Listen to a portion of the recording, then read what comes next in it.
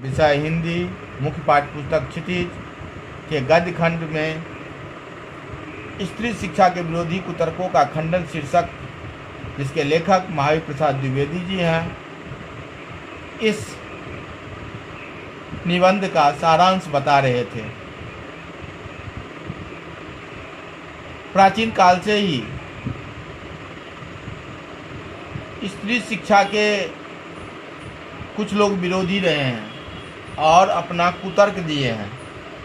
जैसे संस्कृत के पुराने नाटकों में कुलीन स्त्रियों से अपढ़ों की भाषा में बातें कराई गई हैं। इससे स्पष्ट होता है कि स्त्रियों में पढ़ने का प्रचलन न था। दूसरा, स्त्रियों को पढ़ाने पर अनर्थ होता है। शकुंतला कम पढ़ी लिखी थी, फिर भी उसने अनर्थ कर डाला। दुष्यंत अपने पति से कटु वाक्य बोल दिया। यह स्त्री शिक्षा का दुष्परिणाम था। जिस वाक्य में शकुंतला ने श्लोक रचा था वह अपढ़ों की भाषा थी, अतः गंवारों की भाषा पढ़ना भी स्त्रियों को बर्बाद करता है। ये सब तर्क के विरोध में महावीर प्रसाद द्विवेदी ने अकाट्य तर्क दिए और उनका मानना है जो स्त्रियों को पढ़ना चाहिए।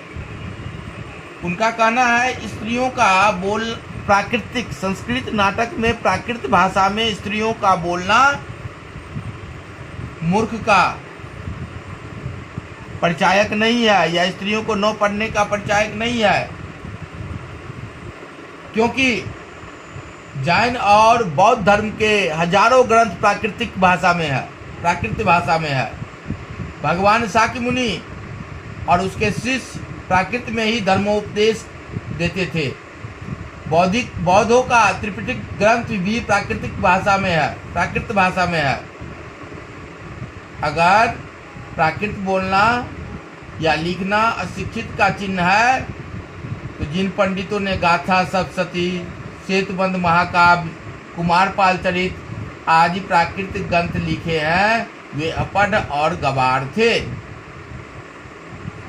और उस प्राकृत से ही हिंदी, बंगला, मराठी आदि भाषाएं निकली। बंगला, हिंदी, मराठी आदि भाषाएं निकली है। तब तो जितने आजकल हिंदी आदि के संपादक हैं, विद्वान हैं, सभी मूर्ख हैं।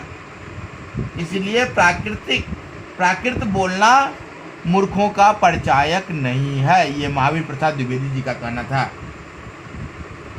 कुछ लोगों का कहना है जो प्राचीन काल में स्त्रियों को पढ़ने के लिए कोई विश्वविद्यालय नहीं था,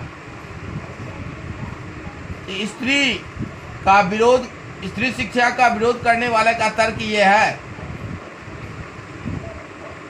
जो तत्कालीन स्त्रियों को मूर्ख और अपढ़ गंवार क्यों बताते हैं, क्योंकि इनका कहना है वेदों में कई विदुषियों का चर्चा हुई है।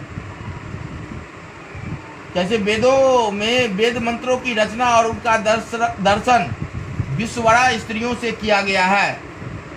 शीला और विद्या आदि स्त्रियां ही थी तो जो बड़े बड़े कवियों को